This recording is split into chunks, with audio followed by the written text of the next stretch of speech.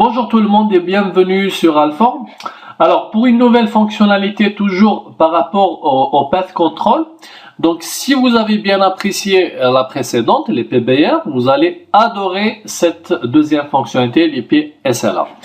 Alors donc si on revient à notre exemple, ici donc on a mis en place une mécanique qui permet de forcer le trafic des clients, on va dire ça c'est des clients et ça c'est des serveurs, donc de forcer le trafic qui provient de ces clients de telle sorte à ce que R3 donc force le trafic à passer par le deuxième service provider et de forcer le trafic provenant à partir des serveurs de passer par ce chemin, ça veut dire le premier provider, d'accord?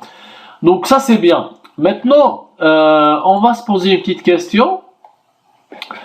Si le premier service provider tombe en panne, ça veut dire ce service provider tombe en panne, qu'est-ce qui va se passer? Donc le trafic des serveurs vers Internet sera bloqué, ça veut dire il n'y a plus d'accès pour les serveurs vers Internet.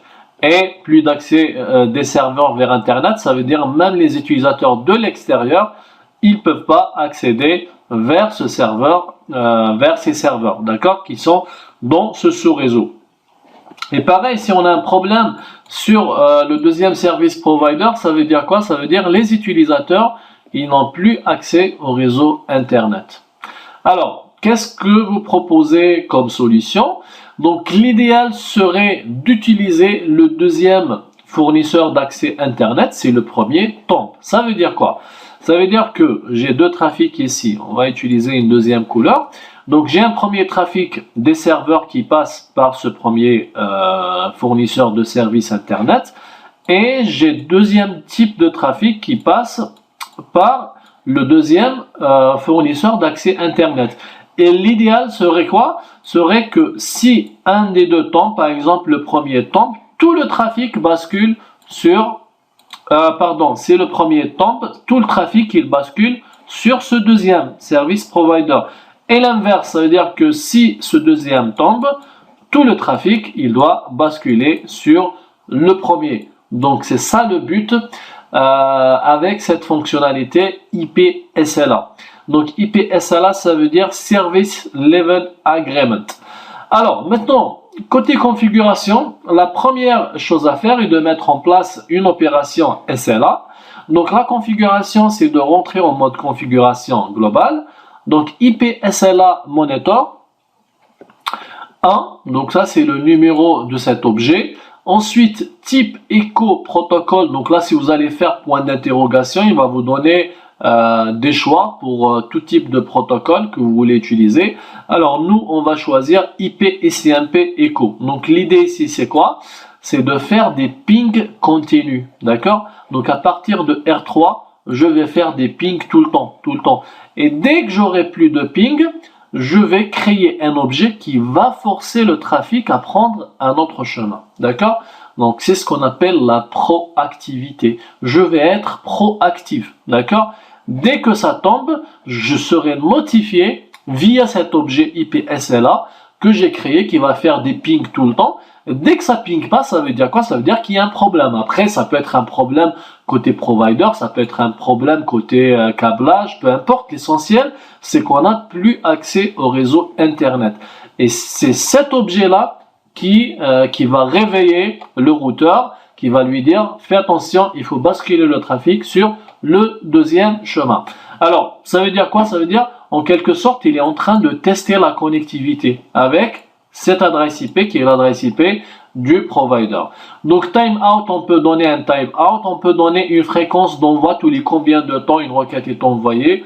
Par défaut, c'est 60. C'est 60 secondes. Alors, ensuite, on va sortir, donc on va faire un excite ici, IP SLA Monitor Schedule 1. Alors, donc là, on va lui demander de commencer à faire ses pings à partir de maintenant jusqu'à l'infini, d'accord? Donc, le test démarre tout de suite, il ne s'arrêtera jamais, d'accord? Donc, il va commencer à faire des pings vers cette adresse IP du provider. Alors, maintenant, on va utiliser cet objet de tracking qui va analyser le statut de l'opération SLA avec la commande track1 RTR1 reachability. Ça veut dire qu'il va tester la connectivité avec le fournisseur d'accès Internet. Alors, maintenant, l'étape suivante, c'est quoi? C'est d'aller au routemap qu'on a créé précédemment. Alors, donc si on remet toujours, on parle du même exemple qu'on a vu dans les PBR. Donc, on a les clients qui passent par ce chemin, par le deuxième fournisseur de services Internet, le routeur R5, et les serveurs qui passent par le routeur R4. Donc tout ça, on l'a fait comment? On l'a fait avec des routemaps, d'accord? Donc maintenant, on revient à notre routemap, on va enlever cette commande basique qui envoie directement le trafic vers le routeur R4. Donc là, je vais dire quoi? C'est mon routeur de destination, mais je vais accrocher l'objet que j'ai créé, donc l'objet IP SLA, cet objet. Donc l'objet que j'ai créé ici, je vais l'accrocher au niveau de cette commande pour dire quoi? Pour dire que je veux envoyer le trafic vers le routeur R4, mais à condition qu'il soit joignable, d'accord? Pourquoi? Parce que l'objet qu'on va accrocher ici, c'est l'objet qui teste la connectivité avec le routeur R4, d'accord? Donc j'envoie le trafic, mais à condition qu'il soit joignable.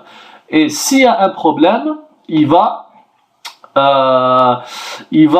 passer au routeur ou bien au deuxième fournisseur de services Internet. D'accord? Donc c'est ça la signification ou bien l'interprétation de ces deux commandes. Donc j'envoie le trafic vers ce routeur tant qu'il est joignable. S'il n'est plus joignable, je bascule mon trafic vers ce routeur. Et pareil, donc là on l'a appliqué par rapport à cette séquence de routemap, mais il faut pas oublier qu'il y avait une autre séquence bien avant. Donc ça c'est par rapport au trafic qui est envoyé à ce routeur. Mais avant, donc il y avait une routemap, une séquence de cette routemap avec du trafic qui est envoyé par défaut pour le routeur R5 et non pas R4. Donc là ce qu'on va faire pour cette séquence qui est juste avant, donc ça c'est pour le trafic des serveurs, mais il y avait une séquence pour le trafic des utilisateurs, d'accord? Donc alors pour cette séquence, qu'est-ce que je vais faire? Donc je vais enlever ça bien sûr. Donc il y avait un set IP next hop 3400 35005. Donc je vais enlever ça et je vais remplacer par des commandes qui ressemblent à ça, sauf que ça va être l'inverse. Donc ça va être set IP next hop verify viabilité 35005 et on va accrocher l'objet. Et là, on va mettre 34004. Ça veut dire quoi? Ça veut dire que si il va envoyer du trafic vers le point 5, et si le point 5 n'est plus joignable, il va envoyer vers le point 4. Donc ça va être l'inverse de ça. D'accord?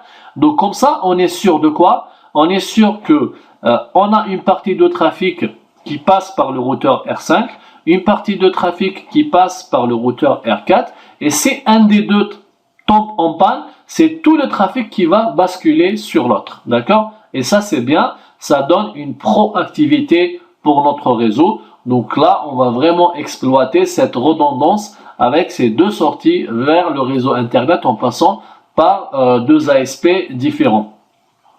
Voilà, donc j'espère que ça a été clair pour vous. Cette fonctionnalité, cette petite fonctionnalité, mais qui est très intéressante, donc la fonctionnalité IP SLA. Voilà, donc je vous remercie de m'avoir suivi et je vous donne rendez-vous pour la prochaine vidéo.